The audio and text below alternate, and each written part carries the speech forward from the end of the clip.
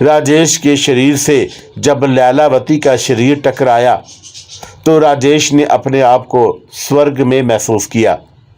उसने लैलावती को बड़ी मजबूती से अपनी बाहों में भर लिया। लैलावती ने राजेश को 3 बोसे दिए तो राजेश बिल्कुल पागल हो गया। वो इतना मस्तूर हो गया कि उसकी समझ में ना आई कि वो कहाँ है और क्या कर रहा है।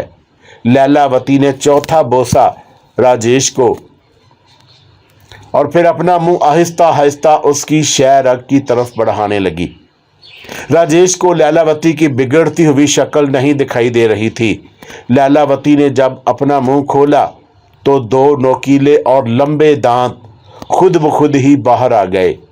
लैलावती ने राजेश की गर्दन पर अपनी गिरफ्त मजबूत करके एकदम अपने नोकीले और खौफनाक दांत उसकी शह रग में गाड़ दिए और चप्पड़ चप्पड़ की तेज आवाज के साथ राजेश का गरम गरम खून अपने मैदे में उतारने लगी। अस्सलामु अलैकुम दोस्तों, पेश खिदमत है आज की हॉरर स्टोरी हवेली का खंडर एपिसोड नंबर 17। स्वामी भैरवनाथ ने एक जगह हवेली के सहन में खड़े होकर अपनी उंगली के इशारे से हवेली के चारों तरफ एक हिसार बांधा। शायद उस हिसार का मतलब यह था कि कोई हवेली के अंदर ना जा सके या फिर अंदर से बाहर ना आ सके। बहरहाल हिसार बांधने के बाद वो हवेली में दाखिल हो गया। स्वामी भैरवनाथ बगैर किसी से कुछ कहे, बगैर किसी से कुछ पूछे सीधा पंडित कालिदास के कमरे के दरवाजे के सामने जाकर खड़ा हुआ। स्वामी भैरवनाथ ने मुंह ही मुंह में कुछ पढ़कर दरवाजे के सामने और चौखाट के दरमियान अपनी उंगली से फर्श पर लकीर खींचकर उसके ऊपर फूंक मारी तो एकदम ही उस पूरी लकीर में बालशत बालशत ऊंची आग लग गई। यानी अब अगर उस अंदर से कोई शख्स बाहर आता या बाहर से कोई शख्स कमरे के अंदर जाता तो उसे हर हाल में आग की उस लकीर को फलांगना पड़ता, क्योंकि आग की ये लकीर बिल्कुल चौखाट के दोनों सिरों के दरमियान थी। आग की ये लकीर खींचने के बाद स्वामी भैरवनाथ ने इंतहाई गुस्से से अपने हाथ में पकड़ी हुई माला को दरवाजे पर मारा। अंदाज ऐसा ही था कि जैसे किसी ने कोड़े या चाबक से किसी की पीठ पर मारा हो। स्वामी भैरवनाथ की माला का दरवाजे पर लगना था कि पूरे का पूरा दरवाज़ा एक बहुत बड़ी आवाज़ के साथ कमरे के अंदर जाकर लगा। स्वामी भैरवनाथ आग की लकीर को फलांग कर कमरे में दाखिल हुआ तो आगे बेड के साथ फर्श पर पंडित कालिदास नंग धड़ंग खड़ा उसे घूर रहा था, जबकि बरहना मुरलिया उधर उधर छुपने के लिए जगह ढूंढ रही थी। बैठ जा मुरलिया एक कोने में और दे ले अपना सर घुटनों में। स्वामी भैरवनाथ की बात सुनकर मुरलिया फौरन ही एक कोने में बैठ गई। उसने अपनी बाहों को घुटनों पर बांधकर अपना सर बाहों पर रख लिया। खौफ की वजह से दम साधे मुरलिया अपनी इस हालत में एक बरहना मूर्ति ही दिखाई दे रही थी, या फिर आप खुद आलमे तसव्वुर में मुरलिया की इस हालत का अक्स खींचिए।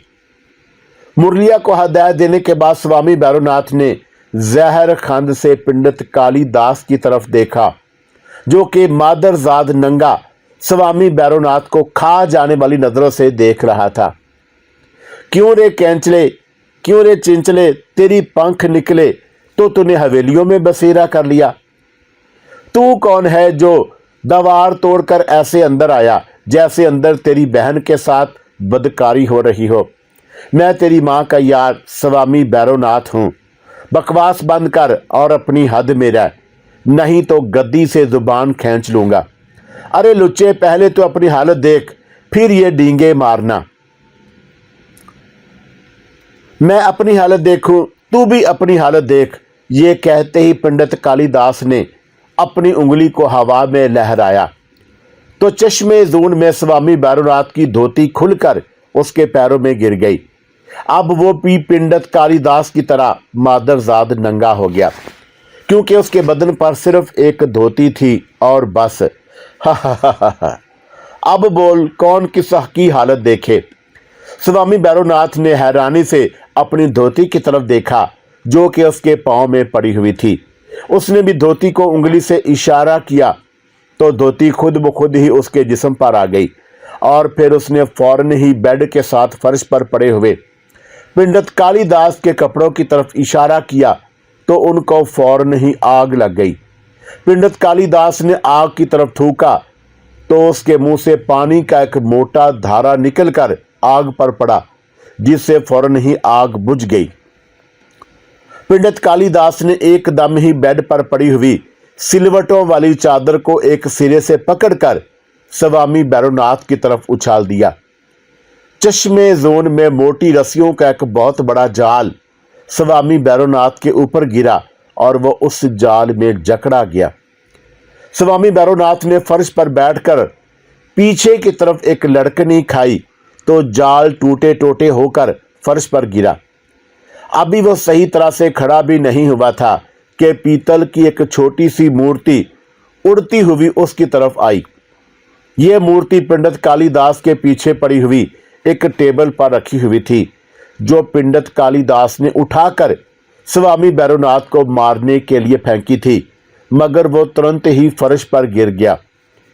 पीतल की वो मूर्ति स्वामी भैरवनाथ के सर पर से गुजरती हुई दीवार के साथ जा टकराई, जिससे दीवार में बहुत बड़ा शगाफ बन गया। स्वामी भैरवनाथ ने फर्श पर गिरते ही अपनी एक खड़ाऊ निकालकर पंडित कालिदास को मारी तो उसने खड़ाऊ से बचने के लिए एक तरफ कई खाई, लेकिन खड़ाऊ भी उसकी तरफ मुड़ गई। खड़ाऊ पंडित कालिदास की छाती पर लगी तो उसके पैर फर्श पर से उखड़ गए। वो उड़ता हुआ पीछे दीवार के साथ लगा। उसके सर का पिछला हिस्सा फट गया। खून उसकी पीठ पर से होता हुआ फर्श पर गिरने लगा। उधर स्वामी भैरवनाथ खड़ा हुआ तो इधर पंडित कालिदास ने अपना एक हाथ उसकी तरफ झटक दिया। उसके हाथ से 5 बालशत जितने खंजर निकले, जिनके दस्ते नहीं थे, और स्वामी भैरवनाथ की तरफ बढ़े। स्वामी भैरवनाथ ने उन खंजरों से बचने के लिए कमरे के एक कोने की तरफ बहुत लंबी छलांग लगाई, लेकिन फिर भी एक खंजर उसकी रान में फंस गया, जबकि दूसरा उसके कंधे को चीरता हुआ आगे निकल गया। स्वामी भैरवनाथ के मुंह से इंतहाई भयानक चीख निकली। मुरलिया ने घबराकर अपने सर को मजीद घुटनों में दे लिया। चीख मारकर स्वामी भैरवनाथ ने दूसरी खड़ाऊ पांव से ही पंडित कालिदास की तरफ उछाल दी। एकदम बहुत सी रेत पंडित कालिदास के मुंह पर जाकर गिरी। शायद रेत इंतहाई गर्म थी और पंडित कालिदास की आंखों में पड़ गई थी, जिसकी वजह से वह चीखें मारने लगा। खड़ाऊ का वार करने के बाद स्वामी भैरवनाथ ने पीछे की तरफ छलांग लगाई तो वो दोबारा दरवाजे के सामने जाकर गिरा। अभी वो उठा ही था कि पंडित कालिदास ने अपने उस हाथ को, जिसकी उंगली पर सुनहरा बाल लिपटा हुआ था, स्वामी भैरवनाथ की तरफ झटका। जो ही स्वामी भैरवनाथ की नजर पंडित कालिदास के हाथ की उंगली पर पड़ी तो उसने वहीं से दरवाजे के बाहर छलांग लगा दी। स्वामी भैरवनाथ तो दरवाजे की चौखाट में से मौजूद अग्नि की रेखा को खरिये से पार कर गया, क्योंकि ये रेखा उसकी अपनी खींची हुई थी। लेकिन जब पंडित कालिदास की उंगली से लिपटा हुआ सुनहरे रंग का बाल इंतहाई बड़े सुनहरे रंग का अजगर का रूप धार कर स्वामी भैरवनाथ के पीछे लपका तो चौखाट में मौजूद अग्नि की रेखा के ऊपर पहुंचते ही भूबल में तब्दील होकर वहीं फर्श पर गिर गया। अब वो एक बहुत बड़ा भूबल का ढेर दिखाई दे रहा था। अपने इस वार को खाली जाता हुआ देखकर पंडित कालिदास ने एक बार फिर स्वामी भैरवनाथ पर 5 खंजरों वाला वार किया, लेकिन अब स्वामी भैरवनाथ कमरे से बाहर खड़ा था और उसके सामने उसकी अपनी ही खींची हुई आग की लकीर थी। पंडित कालिदास के वो खंजर भी आग की लकीर को पार ना कर सके और भूबल के ढेर पर गिरकर उसमें गुम हो गए। पंडित कालिदास ने चीख कर स्वामी भैरवनाथ से कहा, कंजरी के जने, अगर तुझ में दम है तो अंदर आ। स्वामी भैरवनाथ ने एक इंतहाई तंजिया कहका लगाकर कहा, और अगर तुझ में दम है तो ले इसे संभाल। यह कहते ही स्वामी भैरवनाथ ने अपनी माला को पंडित कालिदास की तरफ उछाल दिया। वो माला से बचने के लिए एक तरफ भागा, लेकिन माला उसके गले में फंदे की तरह पड़ गई। पंडित कालिदास ने उस माला को अपने गले में से निकालने के लिए उसमें अपने दोनों हाथ डाले तो फौरन ही स्वामी भैरवनाथ ने अपने दोनों हाथों को जोड़कर अपनी मुट्ठियां बंद करने के बाद उन्हें इस तरह अलहदा किया कि जैसे उसने बहुत मोटी रस्सी के किसी चीज को झटके के साथ इंतहाई सख्त गांठ लगाई हो। स्वामी भैरवनाथ ने तो झटके के साथ सिर्फ हवा में गांठ लगाई, लेकिन पंडित कालिदास के गले में फंदे की तरह पड़ी हुई माला को ऐसी गांठ लगी कि वह पंडित कालिदास के हाथों की उंगलियों को काटते हुए उसकी पूरी गर्दन को काटकर एक तरफ गिर पड़ी। पंडित कालिदास की कटी हुई गर्दन उसके धड़ से अलहदा होकर आगे आकर गिरी और उसका धड़ 3-4 बार उछला और फिर बिल्कुल ठंडा हो गया। स्वामी भैरवनाथ ने दरवाजे की चौखाट में लगी हुई आग की लकीर की तरफ देखा तो वो एकदम गायब हो गई। स्वामी भैरवनाथ दरवाजे में दाखिल होकर मुरलिया की तरफ गया, जो अभी तक घुटनों में सर दिए बैठी थर थर कांप रही थी। उसने मुरलिया को बाजू से पकड़कर खड़ा किया और उसे साड़ी बांधने का कहा, तो उसने फौरन ही उल्टी सीधी साड़ी बांधी और ब्लाउज पहने बगैर ही भागकर कमरे से बाहर निकलने लगी। तो वो बहुत बुरी तरह राजा बलबीर सिंह और मंत्री कैदोराज के साथ टकराई। संभल के मंत्री कैदोराज ने मुरलिया को गिरने से बचाते हुए कहा। मुरलिया खड़े होते ही वहां से भाग निकली। राजा बलबीर सिंह और मंत्री कैदोराज कमरे का अंदरूनी मंजर देखकर घबरा गए, जहां चारों तरफ खून ही खून नजर आ रहा था और एक तरफ पंडित कालिदास की बेसर की नंगी लाश पड़ी हुई थी। अरे स्वामी जी, ये आपको क्या हुआ है? ये खून कैसा है? क्या आपको भी घाव आया है? अरे स्वामी जी, आपको तो बहुत गहरा घाव आया है। अरे मंत्री जी, वैद्य को बुलाइए। अबे चुप मूर्ख, कुछ नहीं हुआ, हमें सब ठीक हो जाएगा। स्वामी जी, कैसी बातें कर रहे हैं आप? कैसे कुछ नहीं हुआ? अरे तू चिंता ना कर, ये सारे घाव केवल एक बार अपनी तिलिया में स्नान करने से ठीक हो जाएंगे। सुन, मैं अपनी कुटिया की तरफ जा रहा हूं, तू सुबह सवेरे मेरी कुटिया में आ जाना और इस कुत्ते की लौत को अभी ठिकाने लगा दो। स्वामी भैरवनाथ ने कमरे के फर्श पर पड़ी हुई अपनी माला उठाई और राजा बलबीर सिंह और मंत्री कैदोराज को हैरान परेशान खड़ा छोड़कर कमरे से बाहर निकल गया। राजा बलबीर सिंह की हवेली से निकलकर स्वामी भैरवनाथ ने सीधा अपनी तिलिया के किनारे गया और खड़े होकर अपनी धोती उतार कर एक तरफ फेंकी और अपने हाथ से अपनी रान में धंसा हुआ खंजर निकाला। जो ही खंजर उसकी रान से बाहर निकला तो बहुत तेजी के साथ उसकी रान में से खून भी निकलने लगा। स्वामी भैरवनाथ ने हाथ में पकड़े हुए खंजर समेत तिलिया में छलांग लगा दी। वो सुबह की सफेदी नमूदार होने तक उस गंदे पानी की तिलिया में स्नान करता रहा और फिर जब वो तिलिया से बाहर निकला तो उसके जिस्म पर घाव तो क्या, एक खरोच तक का निशान मौजूद नहीं था। स्वामी भैरवनाथ थोड़ी देर तक इसी हालत में तिलिया के किनारे आंखें बंद करके बैठा रहा और फिर धोती बांधकर अपनी कुटिया में जा बैठा। राजा बलबीर सिंह अपनी हवेली से जब स्वामी भैरवनाथ की तरफ जाने लगा तो 3 और बंदे भी उसके साथ जाने की जिद करने लगे, जिनमें राजकुमार जगजीत सिंह, मंत्री कैदोराज और उसका सुपुत्र युवराज भी शामिल थे। वो चारों बग्गी में बैठकर स्वामी भैरवनाथ की कुटिया की तरफ जाने लगे। बग्गीदार ने बग्गी को कुटिया के थोड़े फासले पर रोका। जब वो चारों चलकर कुटिया के सामने पहुंचे तो उन्हें कुटिया खाली ही दिखाई दी। राजा बलबीर सिंह ने कहा, स्वामी जी, क्या हम अंदर आ जाएं? तो अंदर से आवाज आई, आ जाओ आ जाओ। स्वामी भैरवनाथ की आवाज सुनकर राजा बलबीर सिंह के सिवा बाकी तीनों उछल पड़े, क्योंकि ये उनके लिए बड़ी हैरत की बात थी कि खाली कुटिया में से ये आवाज किस तरह आई है। राजा बलबीर सिंह अपने जूते उतारकर सबसे पहले कुटिया में दाखिल हुआ। स्वामी भैरवनाथ अपनी मृगशाला पर बैठा हुआ था।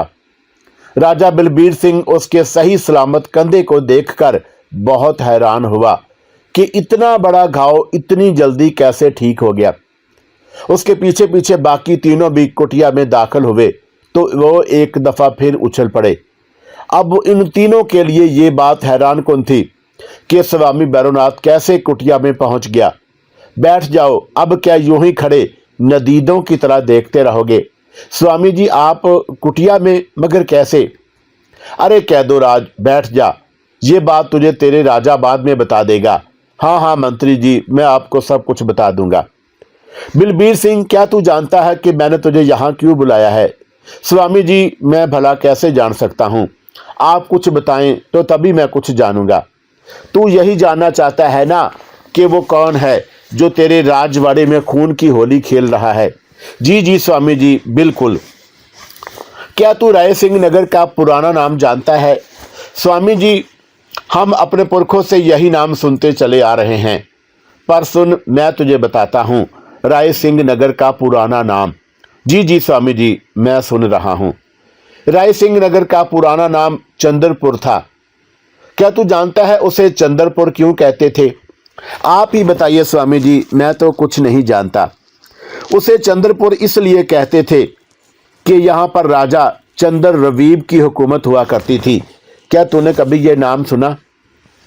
जी स्वामी जी, सुना है कि हमारे पुरखों के राजा चंद्रवीब के साथ बहुत बड़ी युद्ध हुई थी, जिसमें राजा दीप मारा गया और उसके राजपाट पर हमारे पुरखों ने कब्जा कर लिया।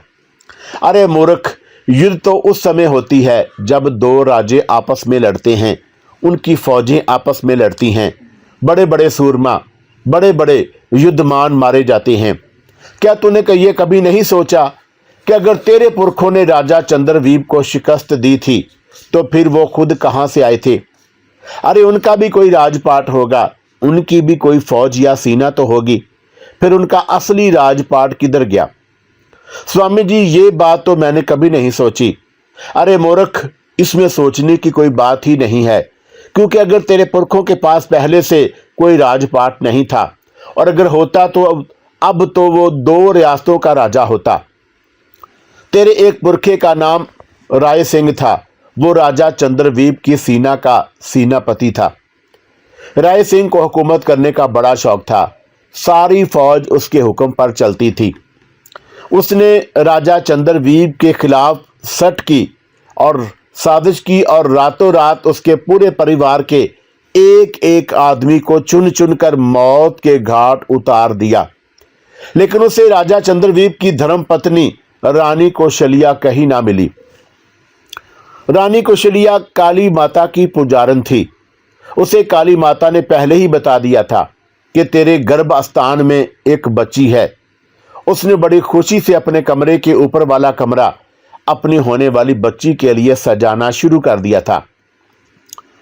राजकुमारी अभी पैदा नहीं हुई थी कि उसका कमरा पहले से तैयार हो गया था।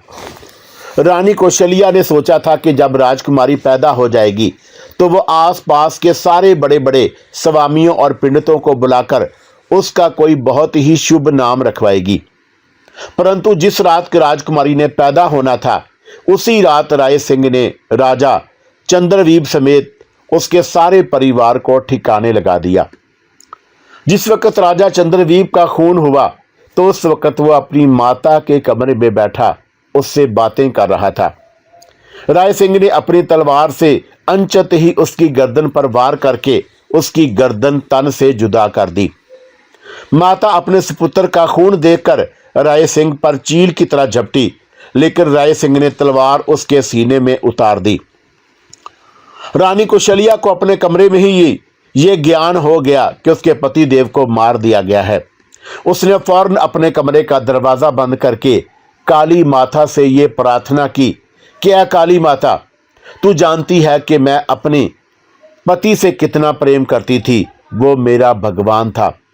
जब भगवान ही नहीं रहा तो फिर मैं भी इस संसार में नहीं रहूंगी और मेरे होने वाली सपुत्री भी इस संसार में नहीं रहेगी। मैं तुझे अपना जीवन का बलिदान देती हूँ और तुझसे ये प्रार्थना करती हूँ कि केवल एक बार मेरी होने वाली सपुत्री को मेरी सारी शक्तियों के साथ पैदा करके उसके हाथों राजा चंद्रवीप की सारी नस्ल को खत्म करा दे, ताकि ये राजपाट इस नस्ल के हाथों से निकल जाए। ये कहकर रानी कौशल्या ने एक लंबी कटार अपने सीने में उतार ली। काली माता ने उसके जीवन के बलिदान को स्वीकार कर लिया।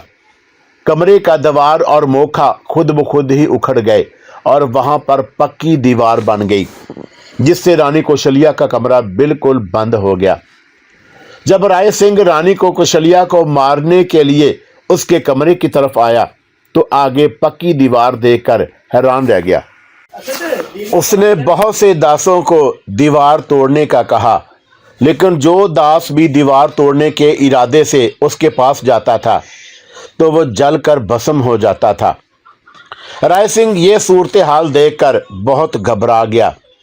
उसने पंडितों और पुजारियों से इस मसले का हल पूछा तो एक महान पंडित जिसका नाम पखराज था, उसने राय सिंह को बताया कि तेरी और तेरे सारे परिवार की मौत कौशल्या की बेटी के हाथों होगी। राय सिंह ने कहा, पंडित जी, उसकी तो कोई बेटी ही नहीं है। तो पंडित पखराज बोला, है तो नहीं पर होने वाली थी।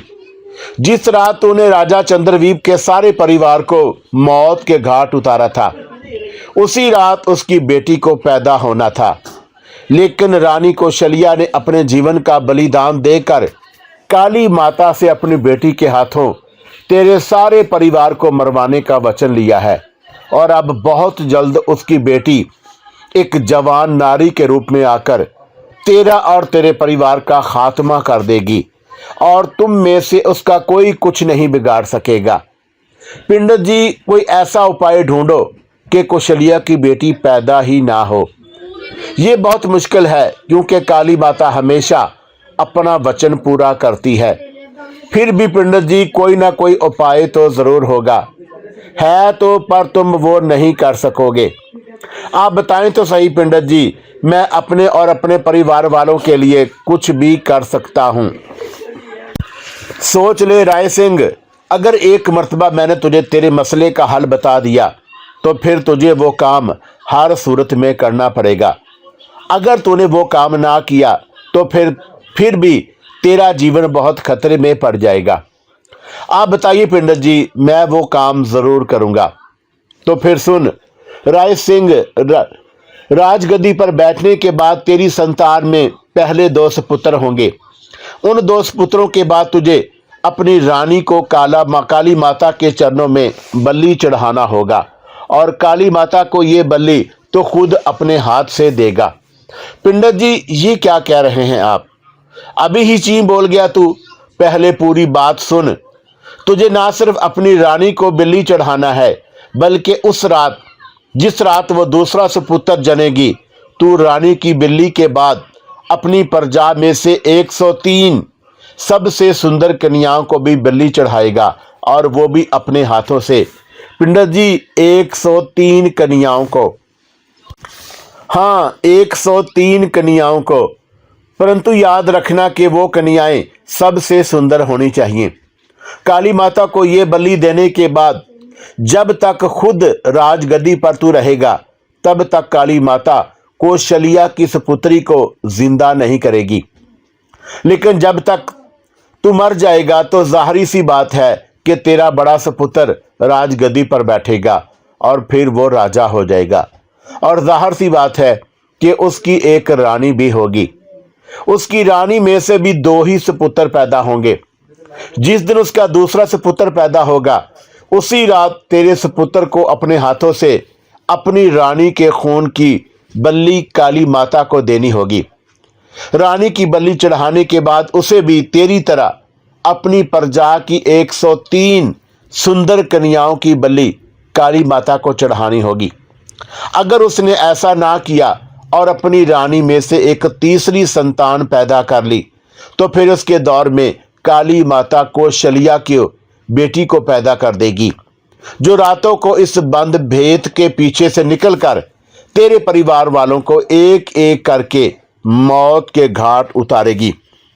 कुशलिया की बेटी तेरे परिवार के जिस मनुष्य को भी मारेगी, उसे अपने हाथों से शमशान घाट तक पहुंचाएगी, बिल्कुल उसी तरह जिस तरह तूने राजा चंद्रवीप के परिवार वालों को एक एक करके शमशान घाट तक पहुंचाया था। तूने सिर्फ राजा चंद्रदीप के परिवार को खत्म किया था ना, पर कौशल्या की बेटी तेरी प्रजा को भी नहीं छोड़ेगी, और वो इसलिए कि उन्होंने तेरे खिलाफ अपने असली राजा और उसके सारे परिवार की मौत के खिलाफ आवाज क्यों नहीं उठाई। और जब तू उनकी 103 जवान सुंदरियों को बलि के लिए उठाएगा तो वो रो धोकर चुप कर जाएंगी। कौशल्या की बेटी तेरी प्रजा का खून इसलिए भी करेगी कि वो अपनी जवान सपुत्रियों के उठाए जाने पर चुप क्यों हुए। उन सब ने मिलकर तेरी हवेली पर चढ़ाई क्यों नहीं की, तुझे जिंदा क्यों छोड़ा। कौशल्या ने अपना जीवन का बलिदान तो इसलिए दिया कि वो राजा चंद्रवीप के बगैर इस संसार में नहीं रहना चाहती थी। अगर वो जिंदा भी रहती तो तब भी तो उसे और उसकी सुपुत्री को तू कहाँ जिंदा छोड़ने वाला था। उसने सोचा कि जब तेरे हाथों में जो मरना है तो फिर कुछ इस तरह क्यों ना करूं कि केवल खुद मरूं और अपनी होने वाली सुपुत्री को तेरे और तेरे पूरे परिवार के लिए मौत का संदेशा बना दूं।